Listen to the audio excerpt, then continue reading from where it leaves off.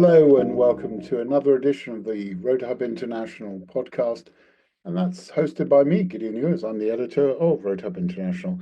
With me today is Zahara Oubre, who is Director of Aviation Safety Programs at MBA Aviation and an expert in safety management systems. Safety management systems, I guess they're a misnomer, really, aren't they? Because we all think we understand them, but we sort of, when you dig a little deeper into it, you find that maybe we don't. Zahara, thanks very much for joining us on the podcast. Great to have you. I mean, let's talk a little bit. We've been talking offline about the ATSB report, and that's thrown up. You're thinking that's thrown up some interesting, I guess, divergence away from what people think of as safety management. And the operator thought they had good SMS, but in reality they didn't. Thank you. Thank you for having me, Gideon. And you're right. The operator did think that they had a good and functioning SMS. The accident did bring to light the effect that latent conditions can have on an organization. And as James Reason's Swiss cheese model says, that an accident is a combination of both active human failures and latent conditions.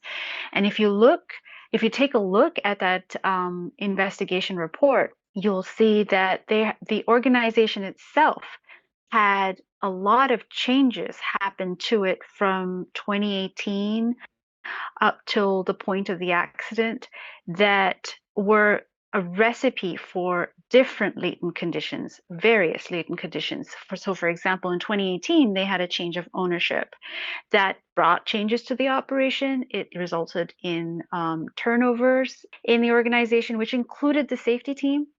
And then right after that, they hit the slump of COVID, which to a tour operator is detrimental. And then so they get through COVID. And then after that, they reopen their helipad in 2022. Then they changed the aircraft type to the scenic tour operation. So they were using AS350s and then they introduced the EC130s. So this was several changes that happened to their organization, but change management, which is basically the process of sitting down and identifying hazards that might have been introduced by any change in the operational environment, was not done adequately. And so that's why you'll see in the report there were several inadequate procedures that the ATSB highlighted. There were issues in their SMS identified as well. But back to your point, they thought that they had a very functioning and effective SMS because they had a high reporting rate. So to them, they had a very good safety culture. Everybody, it's a small company and everybody gets along with each other. Nobody feels like their voice is being suppressed. But if you look at the type of reports they were receiving, they were mostly ground operations and workplace health and safety reports, which to an operations whose primary business is short duration, high risk flights, you would think that they should have more reports pertaining to flight ops, but they didn't. It wasn't. So I think altogether, the latent conditions just lined up, and unfortunately, they had a midair collision. It should also be noted that their operations are generally 5-minute flights. So, and it's all happening below 500 feet. So they are high risk operations and they are short duration. And it was, I think, it was earlier, at least decades ago, that NTSB identified that this type of operation has a unique risk factor of mid-air collisions. And so knowing that, you would have thought that the operations would have designed their operational environment to be more risk averse to factors that could lead to a mid-air collision. You know, the investigation highlighted the inadequate procedures with regards to ground crew checking the airspace.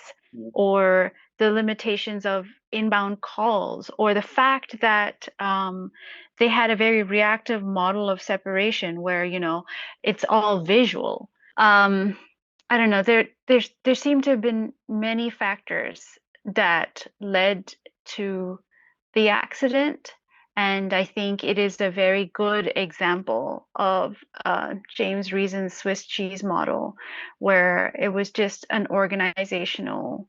There were so many organizational factors, Yeah. and it highlights the importance of an effective SMS. It highlights the importance of identifying hazards proactively. Yeah, and I guess it also highlights, as we've just kind of touched on, the thing of confirming that what you think is a good SMS practice is in fact a good SMS practice, because as you already mentioned, they thought they were bang on the money as far as their SMS program. And as you've already highlighted, there was actually quite a lot of divergence from what would be best practice. I mean, I look at it, I put on my old hat as you know, at a 𝗂𝗃𝗀, went through the accident investigation representative program, and you look at it, and I see latent things like the flight paths, the reporting points, all those things of the sequencing of aircraft, of you know how do you determine who's I guess not right away, but stand on aircraft, all those things where I think there's a checkpoint that didn't happen. Uh, and I guess that this is where you get to this point, isn't it? Where you think you're on the money, but you're not. And do you think that's, I mean, moving away from this particular case a little bit, but do you think that's something that is, they're not isolated now? Is that something that you found to be true elsewhere? I think it is true elsewhere as well. Like if you look at IATA's safety report for 2024, they list out the latent conditions that existed for all their accidents, for all the accidents as per IATA's data for 2024. And the leading latent conditions are either an inadequate or absent SMS or regulatory oversight. Those are the leading latent conditions. And so I don't think they're alone in sort of how SMS is implemented or how there are deficiencies within the SMS, because there's a bias that sets in when you see an increasing amount, as this operator did, where it's like, oh, we have a very healthy reporting rate. Our pilots are not afraid to tell us what's happening, but there's no sort of introspection of, yeah, but most of them are workplace health and safety, or why aren't we getting like hazard reports that we should be that are more pertaining to the operation, or even aside from reporting, I feel like there is an over reliance on reporting for a functioning SMS. Yes, reporting is a big data point, but it is also important for management to sit down and be like, okay, so these are the changes that we're introducing. These are our existing procedures. Could this affect operations in any way? There's an over reliance on just the pilots to actually tell you what is wrong, versus you as an organization also sit down and identify hazards before they become a factor towards an accident or incident, which I think in this case, I think there is a lack of change management in general for organizations, because a lot of organizations tend to think that oh, but we've done this before. It's not really a change. It's very similar to this operator who introduced that new aircraft and stated that it's been in our AOC for years. It's not a new aircraft. And so the perception of what change is tends to be subjective when it shouldn't be. I don't think, yes, the pilots and the crew are a big data point for what's happening in the operational environment, but there are other avenues as well. There's FDM, there's sitting down and doing a risk assessment on your operations. And I think that's where there's a shortcoming because even here, in the US, when you speak to operators who are not mandated to have an SMS. But if you ask them, do you have an SMS? The first answer is yes, we do. Okay, so what do you do? And it's like, oh, yes, we have a reporting system, and that's where it ends. Do you know Mhm. what I mean?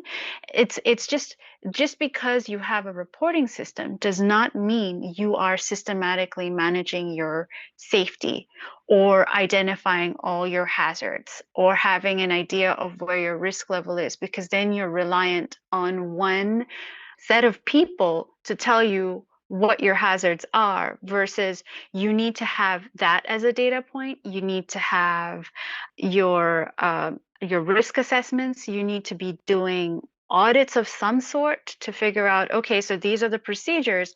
Are we actually implementing them, or are there deviations? Are there new hazards being introduced into our operational environment? And I feel that's where the inadequacies always lie because, as I mentioned earlier, it's the latent conditions that an SMS helps you identify through its hazard identification, because it's not the active failures that you're going to identify. You may identify active failures through your SMS, and you should be so lucky. But if active failures exist, it is because latent conditions exist. Or it Latent exists. conditions are basically deficiencies in your operating system. So it might be an inadequate procedure, maybe the design of the aircraft is inadequate, or maybe it's the training. It could be various factors, but for an active failure to exist, that means there are latent conditions that exist that weren't identified. And that is what your SMS should be helping you do, not just increasing your safety reporting rate. I mean, That another is not the intent. Yeah, I mean, another thing that pops up in my mind again, something you're talking about whether it comes down from the individual operator or even on the macro sense of a regulator and their understanding of it. I mean, I'm thinking of the bulletin that came out from the FAA just a few days ago, and very something very close to your neighborhood. In fact, just down the river, the recent unfortunate mid-air at Washington National, or near Washington National, and the FAA basically on the back of that is issuing the bulletin and saying, essentially to pilots, well, this procedure is probably erodes safety, and so does that one, and so does that one, and so does that one, and you get a long list. And so you should say to ATC unable. Well, I mean, it seems to me, it feels like if you're a regulator and you've identified certain risk points, it's incumbent on you to change the regulation. Or does that make sense as a macro failing in SMS? It does. It does make sense. And back to what I mentioned earlier with regards to IATA's safety report, you'll see that the two leading factors are an inadequate SMS and regulatory oversight or lack thereof. Or that, yeah. And so, yes. And so, yes. And I think you're right about the recent FAA directive. And it's a global phenomenon, though. It is unfortunate, but they go hand in hand. You can't have a functioning SMS or an effective SMS without proper regulatory oversight. And it's interesting you say that because I hate to bring this back, but when you go back to the investigation report that we spoke of, even in that investigation report, you'll see there were points for CASA as Yeah, well with yeah. regards to, oh, there was no guidance for the multi-point restraints, and they had to review the entire airspace as well.